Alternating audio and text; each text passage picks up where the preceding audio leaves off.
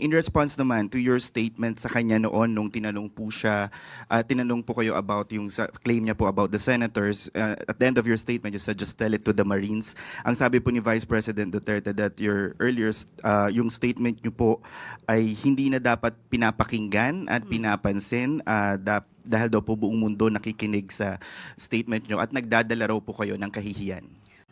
Patungkol tun sa nakakahiya po. Okay. Unang-una po, ang pagsasalita or pagsasabi ng katotohanan na siya ay nagiging source ng fake news, yan po ay katotohanan. Marami na po tayong beses na nagsabi na siya ang source ng fake news. At nandyan po, ulitin po natin para malaman po nating kababayan. Nandyan po yung kinuwento niya about sa altered police blotter ng Beverly Hills na pinost pa, most probably ng kanyang kaalyado, na si Mr. Bobby Tiglao.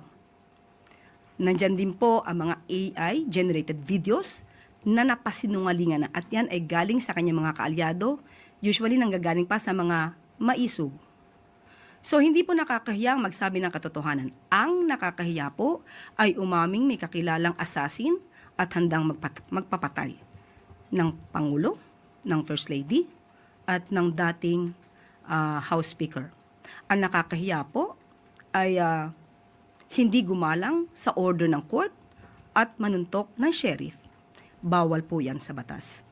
At ang nakakahiya din po ay gumamit ng mga fake na AFP certificate para sa Youth Summit para palabasin na yung 15 million na mula sa Confi Funds ng DepEd sa pangunguna ni VP Sara ay ginamit di umano sa Youth Summit na pinasinungalingan po mismo ng AFP.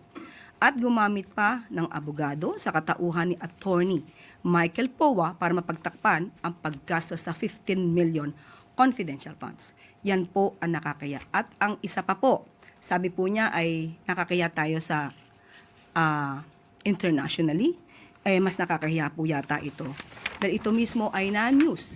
At nandyan pa po ang kanyang muka kung saan ipinakita dito isang vice presidente nag-threaten with her assassin laban sa Pangulo.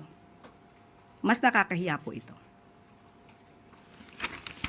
At muli, kung ganito lang po rin lang ang ating magiging leader, mag-isip-isip po tayo.